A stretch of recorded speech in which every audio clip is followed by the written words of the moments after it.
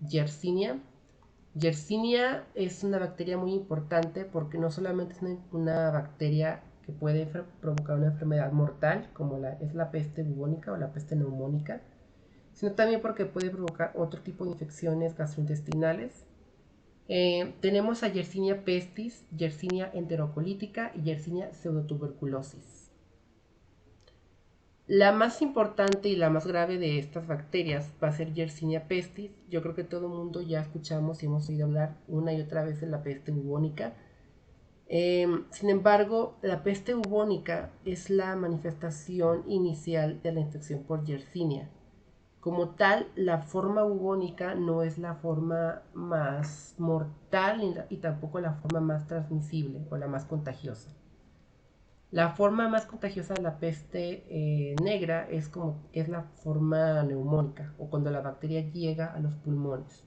A partir de este momento, básicamente el 98% de todos los pacientes pues mueren. Y es por eso que la peste bubónica o la peste negra se tiene que tratar en su forma pues bubónica.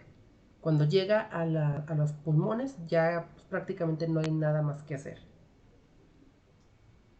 Esta bacteria se va a caracterizar también no solamente porque es propia de las pulgas como tal. Se habló durante mucho tiempo que la peste era transmitida por ratas, pero las ratas no son más que un vector o un medio de transporte para las pulgas. Las pulgas son como tal el vector, el insecto que va a transmitir la peste. En el caso de la Yersinia enterocolítica, la forma en que se transmite es básicamente comer alimentos que estén contaminados con la bacteria y a diferencia de muchas bacterias que hemos visto como tal aquí en el curso, esta bacteria crece a 4 grados centígrados también. Entonces, para poder cultivarla, muchas veces lo que se hace es dejar los cultivos durante 3 semanas más o menos a 4 grados centígrados. Y como realmente la mayoría de las bacterias no requieren más bien una temperatura cálida de 37 grados, al dejarla así en 4 grados, pues las únicas colonias que van a crecer van a ser de Yersinia. Entonces es una forma también como de diagnosticarla. La forma de Yersinia pseudotuberculosis causa una enfermedad muy parecida a lo que es la apendicitis, pero sin ser apendicitis. Causa como un dolor en lo que es el ilion y que se extiende como a la fosa ilíaca derecha. Y esto se puede confundir con apendicitis. Características de la Yersinia pues son bacilos gram negativos, anaerobios facultativos, fermentadores, son oxidasa negativos, presentan una cápsula que les confiere la patogenicidad, pueden sobrevivir a la fagocitosis, tienen lipopolisacáridos que les confieren una endotoxina y esta endotoxina es muy importante porque se libera al momento en el que el macrófago la quiere, digamos, fagocitar. Ella libera la endotoxina y básicamente el macrófago la deja libre. Esto provoca como tal lo que es la inflamación de los bubones, en el caso de la peste bubónica. No son móviles, por lo que requieren de los macrófagos también para poder transportarse por el cuerpo, para poder moverse a la sangre o a otros órganos. Y tienen unas proteínas, que son las proteínas JOPS, que son muy importantes sobre todo en su patogenicidad, ya que estas de alguna forma alteran la función celular del macrófago, básicamente lo lisan, lo destruyen. En el caso de la Yersinia enterocolítica o Yersinia pseudotuberculosis, estas son bacterias que básicamente infestan lo que es el aparato gastrointestinal. En el caso de la enterocolítica crece a 25 grados, mejor que a 37. No son móviles tampoco, por lo que esta bacteria puede crecer a temperatura ambiente y también puede crecer en refrigeradores o con temperaturas de 40 grados, de 4 grados centígrados mejor. La Yersinia pseudotuberculosis como tal también se aloja en lo que es el ilion, por lo que es la zona donde puede provocar la infección. No son como tal transmisibles de persona a persona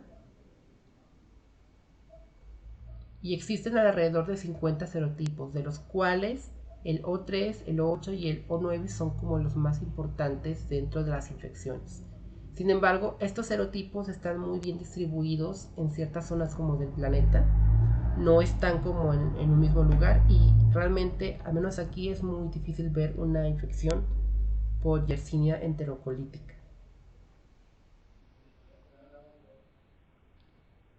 Ahora, en cuanto a la patogenia de Yersinia pestis o de la Yersinia de la peste bubónica, ¿cómo es que ocurre? Va a ocurrir de la siguiente manera. Generalmente la bacteria ya hemos visto que está presente en lo que es la saliva de las pulgas.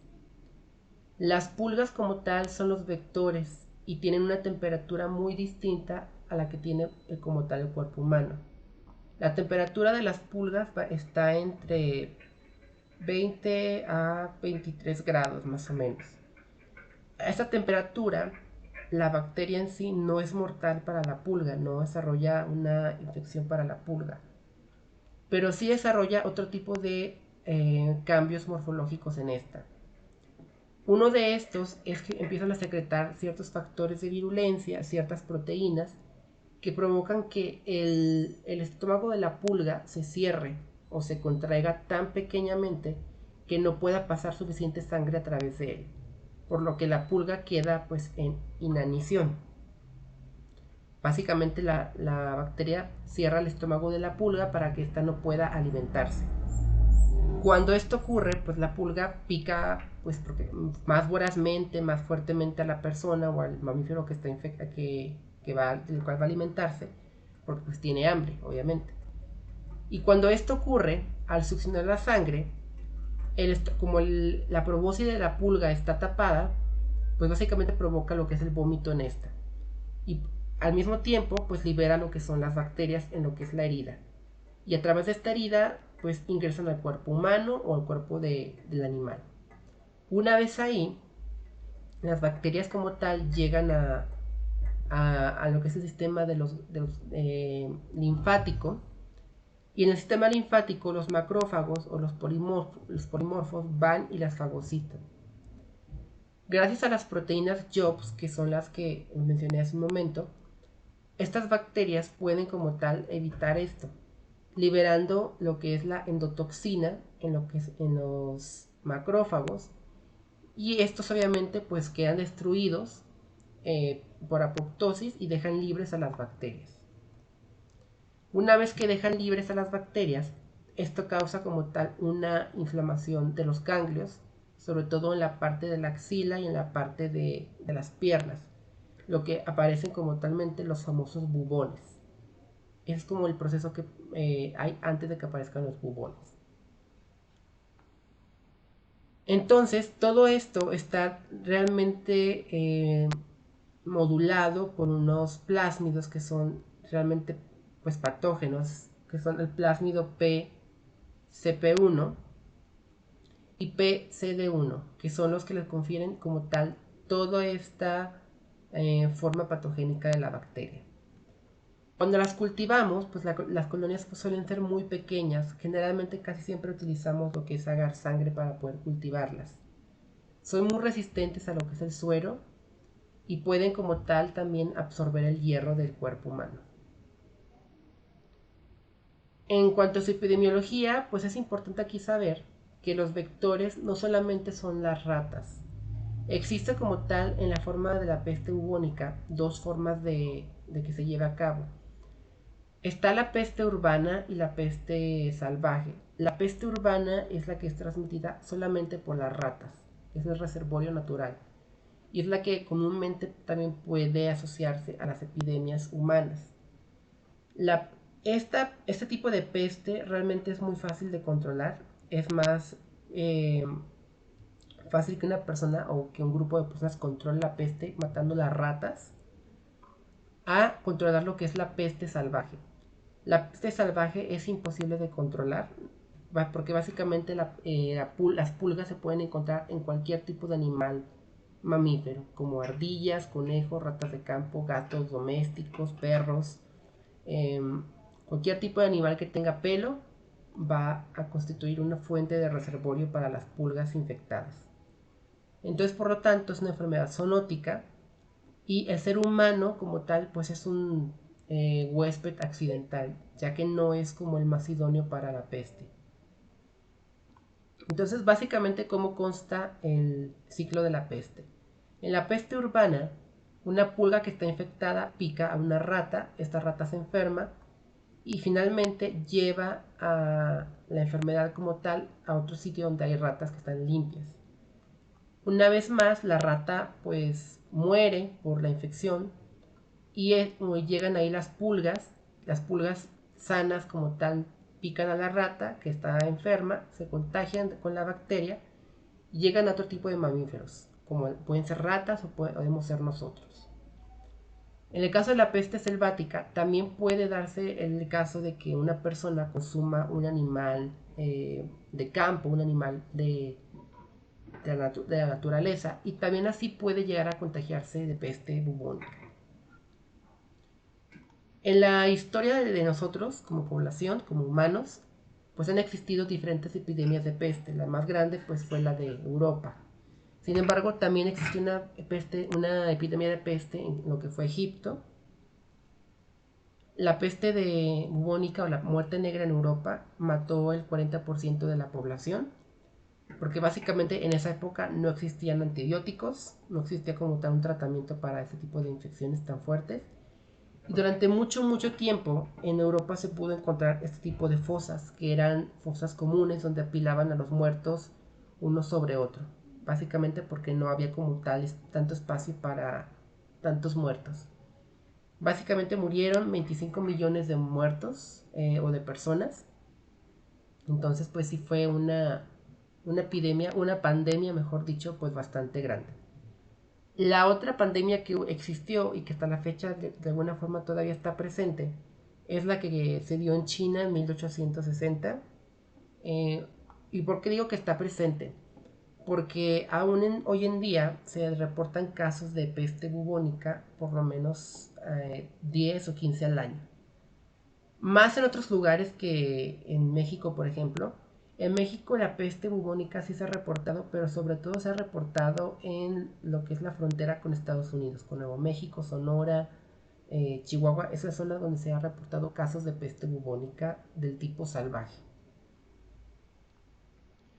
En el caso de la peste urbana, si se mantiene como tal las poblaciones de ratas digamos al límite o en límite, pues podemos controlar lo que es la peste bubónica. Sin embargo, no, hay que tener en cuenta que las ratas no son las únicas que pueden llegar a transmitir pues la peste. En la peste salvaje pues es muy difícil controlarla, porque miren, aquí tenemos un ciclo de vida muy curioso, a ver si ponen atención. Normalmente las pulgas, como les menciono, pues son los transmisores, los vectores. Pueden encontrarse en los mamíferos, y ya sea en ardillas muertas o en otro tipo de mamíferos muertos. Puede ser que algún animal doméstico llegue a estar en contacto con algún tipo de animal salvaje muerto. Las pulgas obviamente pues brincan a este y al regresar a casa pues llegan a nosotros, a lo que somos las personas. Entonces, pues realmente esto es difícil e imposible de controlar, no se puede controlar como tal la peste salvaje. ¿Qué hay que hacer cuando ocurre esto, chicos? ¿Qué creen que hay que hacer? ¿Qué harían ustedes con un caso de peste bubónica? Aislar el lugar. ¿Perdón?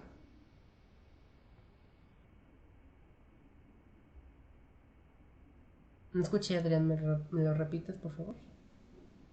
Sanitizar con algún tipo de, pues sí, desinfectante. Pero si ya está infectada la persona, ¿qué hay que hacer? Pues sí, aislarla, evitar el contacto con algún otro tipo de, pues sí, de personas para que les contagien. ¿Qué más? ¿Qué más? Cuarentena. Algo más importante. Preguntar con quién tuvo contacto. Estás tibio, Encontrar la fuente. estás tibio, pero algo más importante todavía. Regresen un poquito más antes de la infección. Las mascotas. Las mascotas, ¿qué tienen las mascotas? Pues sí, Revisarlas, que no tengan algún tipo Pulgas, también de pulgas. revisar las pulgas. Pues básicamente les tengo una mala noticia. No tenemos que sacrificar a los animales. Tenemos que matar a los animales. Cuando la infección llega o es transmitida por un animal, una mascota, lamentablemente hay que sacrificarla. Porque básicamente la mascota ya es un foco de infección para otro tipo de animales y para la persona. Entonces es algo muy triste, pero pues hay que hacerlo y hay que localizar siempre el foco de infección. Bien, ¿hay un tratamiento para los animalitos? Tristemente Quemarlo. no. Tristemente no. No. O sea, yo me gustaría decir que sí, pero lamentablemente no. No hay tratamiento para los animales que sea efectivo sin matarlos. Porque la concentración ¿Cuál era el tratamiento de la pasturela? es Bien, penicilina G o tetraciclinas.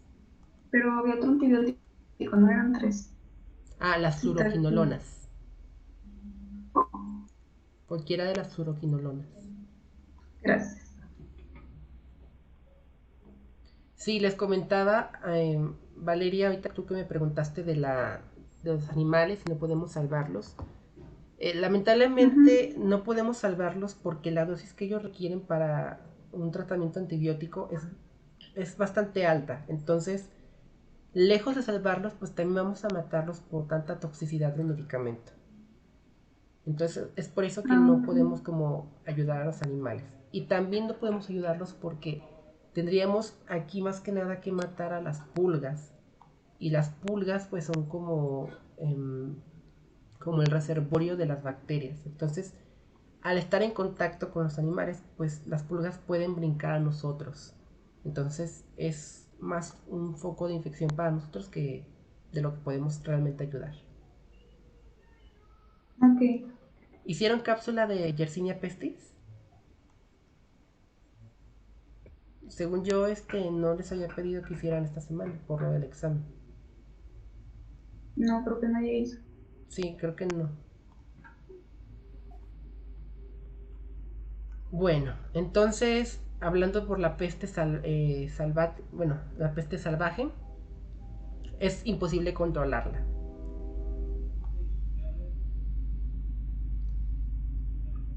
Aquí en el caso de la Yersinia enterocolítica, el lugar donde se dan como tal las infecciones son generalmente en Norteamérica, pero curiosamente se dan en época de frío o en zonas frías también.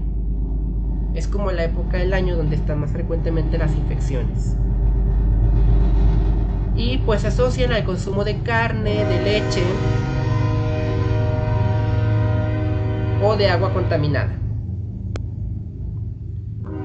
En el caso de México, el serogrupo que es más importante para poder diagnosticar es el 08, es el que está más presente también como tal en la frontera, en esta zona de aquí.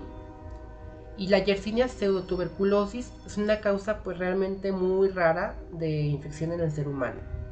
Es muy rara que se dé una infección por este tipo de Yersinia. Ahora, hablando por las enfermedades, la peste bubónica presenta dos formas, que es la forma con bubones y la forma pues también neumónica, que es la forma más contagiosa. La peste, digamos, se puede también llamar como peste negra, porque hay un momento en la enfermedad en la que aparece cierta necrosis en las zonas del cuerpo. Y es casi siempre cuando el paciente pues ya está muriendo. Es por eso que se le denominaba anteriormente o en la Edad Media como la muerte negra. Ok, si hicieron cápsula, ahorita la vemos al final. Entonces, bueno, ¿cómo inicia la infección? La infección siempre va a iniciar cuando una pulga, en este caso la pulga Xenophila Chiopis, que es esta que está aquí, infecta como tal o pica a una persona, ya sea en cualquier parte del cuerpo. Las bacterias ya saben cuál es el proceso, van a migrar a lo que son los ganglios, sobre todo de la axila y de las piernas, y aquí va a aparecer lo que es el famoso bubón, que serían estos que están aquí. ¿Qué tan rápido ocurre esto? Bueno, La bacteria requiere un periodo de incubación de 7 días aproximadamente antes de que empiece como tal a presentar síntomas. ¿Cuáles son los síntomas iniciales? Los síntomas iniciales son la diarrea, el vómito, hay un malestar general. La persona puede tener fiebre de 40 grados. Cuando ocurre esto también pueden aparecer convulsiones.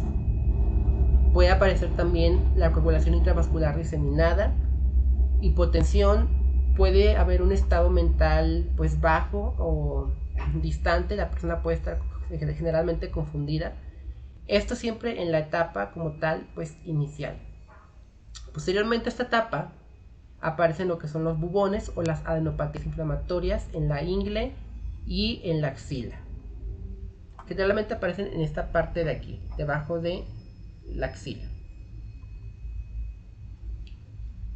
Cuando la pulga se alimenta, generalmente de los roedores infectados, es lo que les comentaba hace un momento de su patología, va a obstruir como tal lo que es la probóscide de la pulga. Básicamente va a tapar el intestino o la garganta de la pulga. Cuando la pulga succiona la sangre, básicamente no puede pasar la sangre y la regurgita. Esto es como un mecanismo que utiliza la bacteria para llegar a más huéspedes, en este caso más mamíferos, para que las pulgas puedan como tal seguirla, digamos, llevando a más lugares cuando se alimentan de la sangre. Este tipo de acción de la bacteria, que es muy inteligente por cierto, se lleva a cabo gracias a una enzima que es la coagulasa. Pero esta solamente va a actuar en la pulga. En nosotros como tal va a inducir lo que es toda la peste bubónica.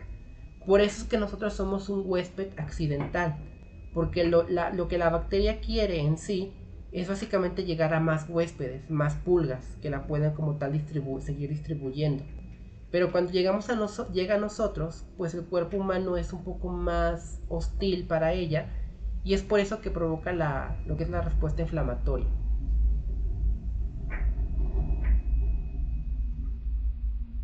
Cuando la persona está avanzada en lo que es la peste bubónica, aparecen ese tipo de infecciones, o ese tipo de manifestaciones clínicas. Pueden aparecer más bubones, pero también puede aparecer lo que es la necrosis, en lo que es las extremidades o cerca de lo que es el bubón. Es por eso que cuando la persona moría, básicamente moría de esta forma, de una forma muy cruel. También pueden aparecer lesiones hemorrágicas en los órganos, puede aparecer meningitis y en la etapa más avanzada, que es ya la peste neumónica, es cuando las bacterias a través de la sangre llegan a lo que es el pulmón. En esta etapa pues provoca lo que es una neumonía, neumonía muy agresiva, pero es la etapa infecciosa de persona a persona, ya que la persona puede contagiar a otras personas solamente pues con toser o con estar en contacto con fluidos del cuerpo humano o de alguien que está infectado. Es por eso que la bacteria es muy peligrosa y es una bacteria que se tiene que vigilar con mucho cuidado. Si ustedes llegan a presentar como tal un síntoma, un paciente que presente este tipo de infecciones, tienen que aislarlo siempre. Tienen que estar aislados y ustedes tienen que tener un tratamiento profiláctico con antibióticos porque muy probablemente puedan desarrollar la infección. También es importante aquí en este caso preguntarle al paciente los antecedentes, obviamente. Si tiene mascotas, si ha estado frecuentemente en algún sitio donde pudiera haber sido picado por pulgas o con ratas. Y aquí tenemos que tener en cuenta también buscar siempre el foco como tal de infección. Si es una mascota, pues buscar a la mascota porque la mascota va a provocar que salgan más casos de peste bubónica y pues puede provocar una epidemia. Es muy difícil hasta inclusive hoy en día controlar una infección por peste bubónica o una epidemia por peste bubónica. Sin embargo, pues la peste bubónica en su forma inicial es tratable y es muy fácil bueno, no fácil, pero sí es más, el paciente puede recuperarse. Un paciente que ya presenta como tal la forma neumónica o la forma de la infectación en los pulmones, casi es un paciente que va a morir. Cuando el paciente llega en la forma bubónica, generalmente el 60%, 50% de los pacientes sobrevive. Pero en la peste neumónica, el 98% de los pacientes mueren. Entonces es algo que tiene que tener muy en cuenta a la hora de un caso de estos, que espero nunca les toque. O ojalá sí, porque es muy divertido. Es muy rara la vez que se encuentre un caso de estos. En la peste neumónica como tal, pues igual observamos lo que es la neumonía. Sin embargo, aquí hay que tener cuidado, hay que tener como tal el equipo de protección, de contención. Generalmente inicia a los 2 o 3 días si la bacteria llega directamente al pulmón. A diferencia de la peste bubónica o de la forma bubónica, que requiere como tal 7 días de incubación, la peste neumónica puede, digamos, matar a un paciente en el lapso de 3 o 4 días. Es una forma muy rápida como tal de morir por este tipo de infección. A los 2 o 3 días el paciente presenta como tal síntomas pulmonares como cianosis, puede presentar como tal malestar general. Obviamente la fiebre más de 40 grados siempre está presente y al mismo tiempo pues hay convulsiones. En este tipo de forma es transmisible de persona a persona. Es por eso que en la Edad Media se utilizaban como estas máscaras muy famosas de los cuervos, que era para no respirar como tal las secreciones de las personas, las mialgias. Entonces es como una característica de la peste. Se puede también observar cianosis, una falta de oxígeno. Posteriormente, en la peste neumónica, como tal, hay una falla multiorgánica al cuarto día, una insuficiencia cardíaca y el paciente termina pues muriendo. Inclusive después de muerto, el paciente sigue siendo contagioso. Entonces es por eso que muchas personas en la Edad Media pues que cremaban los cuerpos o les echaban como cal también. Es por eso que es, inclusive hasta todavía en el año 1800, 1700 se llegaba a hacer eso.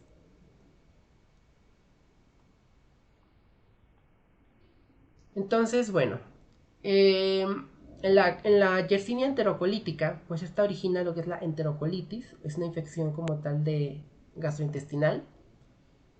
Se observa muy bien lo que son en las mucosas del intestino, sobre todo del ilion, las placas bacterianas que estamos viendo aquí.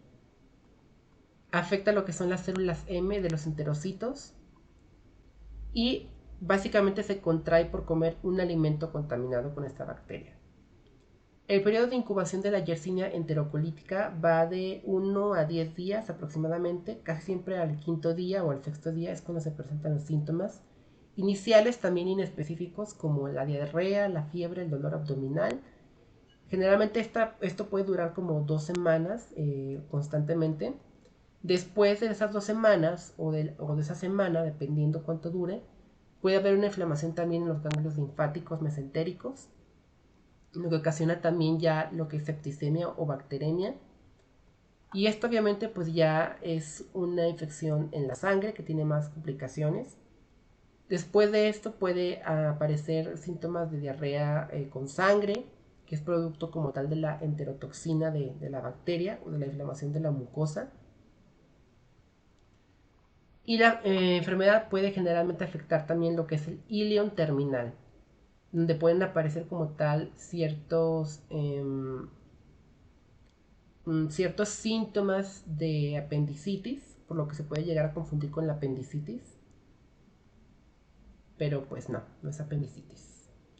Y la última bacteria, que es Yersinia pseudotuberculosis, es una bacteria que es muy rara como tal que una persona contraiga una infección por esta. Casi siempre la mayoría de las infecciones son en adultos y provoca lo que son artritis, abscesos intraabdominales, hepatitis y osteomelitis. Infección en los huesos.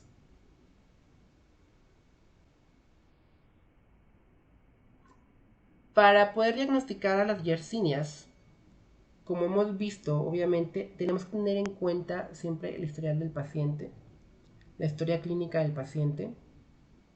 Tenemos que, depende si es una bacteria o la otra, hay que tomar muestras de forma distinta. Por ejemplo, ¿cómo tomarían la muestra de un paciente con peste bubónica para confirmar que sea peste bubónica? De los bubones, ¿no? De las... ¿Cómo se Ujú. le llaman? Sí, bubones. ¿Cómo lo harías? Pues creo yo no están... Sí producen purulencia, ¿no? Ujú, Sería tomar purulencia y ya con ese hacer las muestras ujú. para Pero yo tengo una duda. ¿Hay enfermedades que detectar ya causan la bubones? bacteria en sí. Ok, muy bien. ¿Cuál es tu duda? ¿Hay más enfermedades que causen bubones? Mm, sí, pero bueno, inflamación de los ganglios linfáticos sí. Pero bubones como tal, pues es característico nada más de esta bacteria.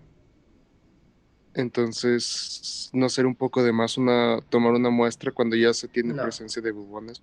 no. O sea, sí, pero no. Sí, sí. No, no, sí lo tienes que hacer. Bueno, Sí lo tienes que hacer porque, como les menciono, el bubón puede aparecer aquí y puede ser solamente un ganglio linfático inflamado.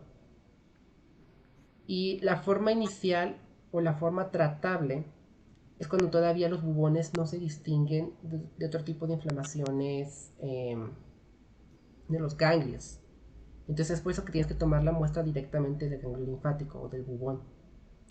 Cuando tomas la muestra del ganglio linfático y no es peste bubónica, generalmente la muestra no es de un color como amarillo, transparente, pero no es como de un color negro, porque al tomar la muestra del bubón, la muestra sale completamente negra.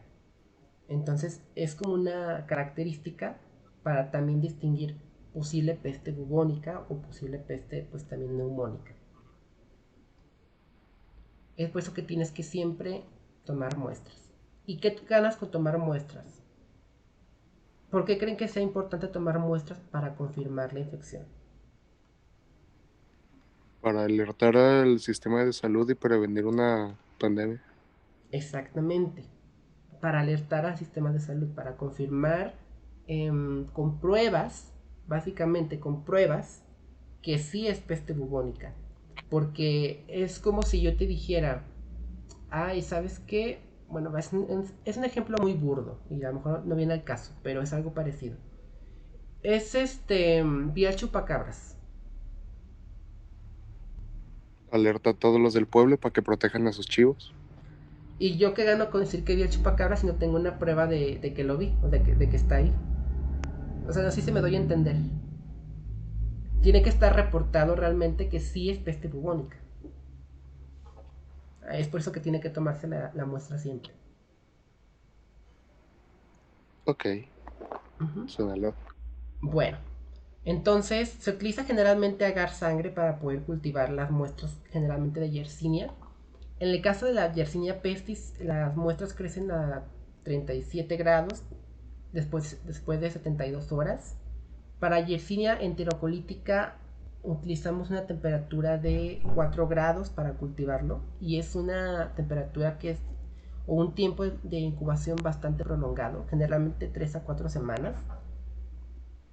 Las muestras en el caso de la peste bubónica van a ser de dos formas. Como lo menciona Iliana, vamos a tomar muestras directamente de los bubones. En el caso de aquí, si se fijan, no es peste bubónica, porque la muestra no está saliendo característicamente pues negra. Pero es pues sí, es una característica propia de cómo hay que tomar la muestra, directamente del bubón. Hay que tomar sangre de lo que es, bueno, muestras de sangre. Generalmente cuando la forma infecciosa ya está en sangre, pues podemos hacer frotis sanguíneos y las bacterias aparecen en lo que es la sangre.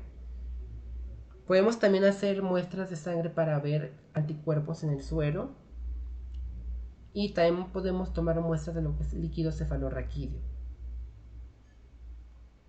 En el caso de la Yersinia enterocolítica, las muestras son casi siempre de heces, un cultivo de heces. O también podemos tomar sangre para poder ver si hay una posible septicemia. Para su cultivo, como se los menciono, tiene que ser a 4 grados centígrados durante 2 o 4 semanas. Entonces, todas las bacterias que no pueden crecer a esa temperatura no van a crecer, y la única que va a crecer pues va a ser Yersinia enterocolítica.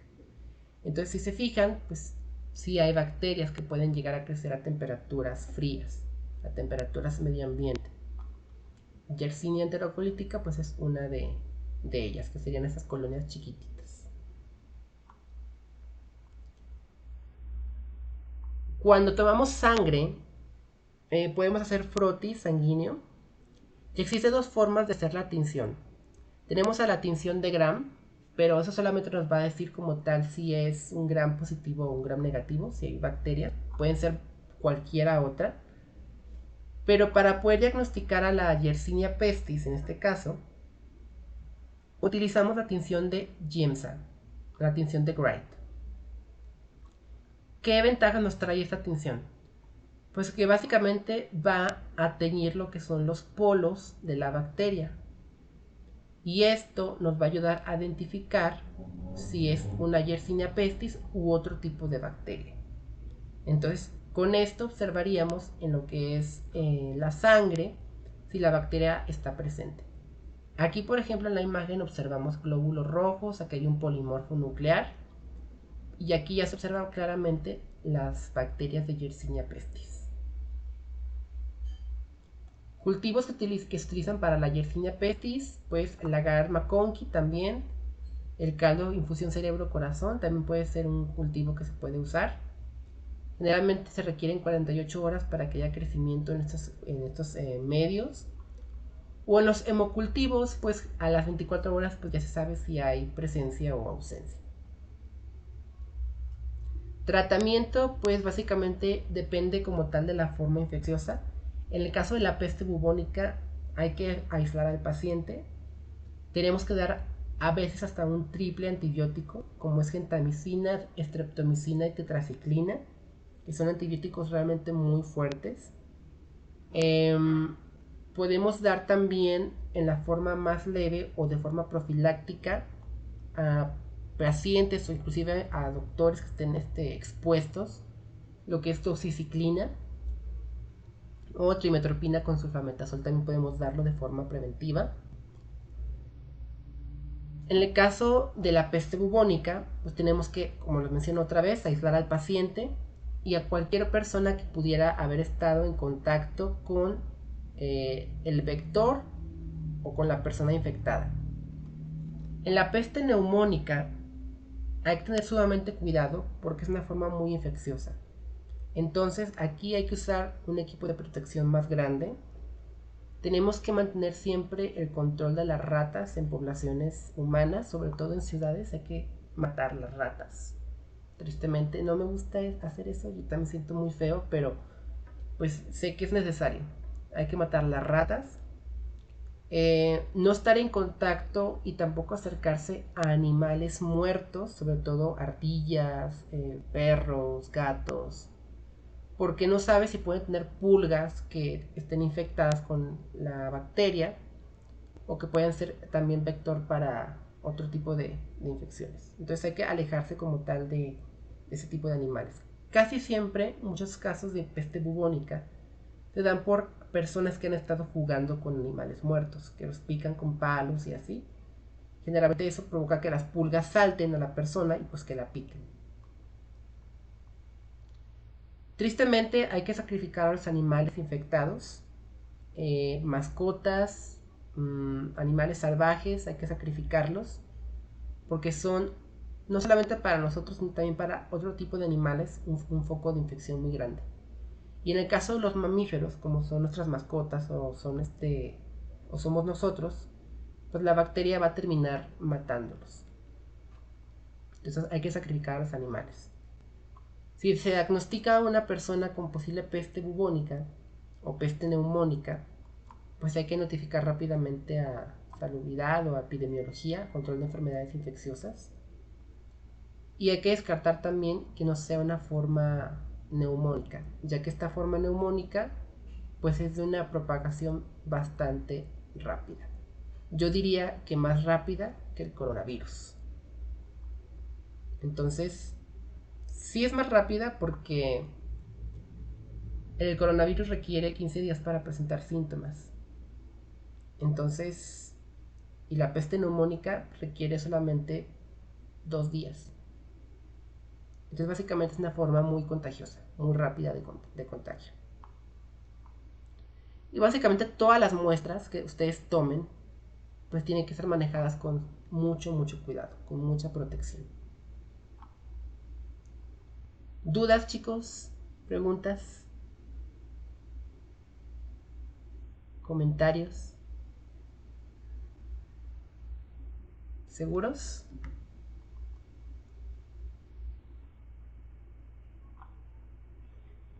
Es el momento de aclarar dudas, chicos. Mañana se me olvida que sé las cosas. ¿Para qué días es la entrega total de las fichas bibliográficas? El día, ya se las puse ahí en la plataforma, creo que es el día 30 de noviembre, creo. Creo que 30 de Ah, ok. noviembre, ¿no? No me acuerdo muy ¿Y bien. las fichas son únicamente de las bacterias o también cuando empecemos a ver hongos? De algunos hongos. Vamos a ver muchos, pero no de todos. Ok, gracias. De nada. ¿Preguntas, chicos? De Yersinia, enterocolítica, pestis o pseudotuberculosis. Sobre el tratamiento en el lagartija requiere 4 semanas para crecer.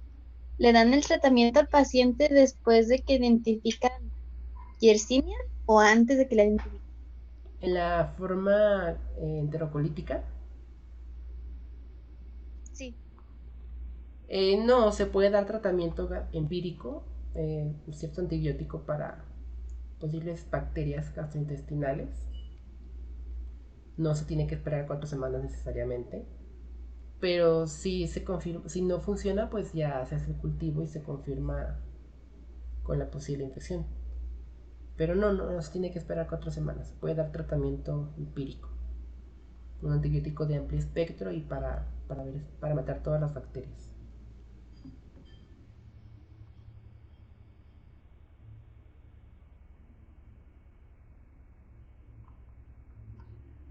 ¿Preguntas?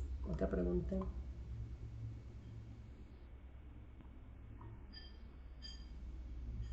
Bueno, cuiden a sus mascotas nada más.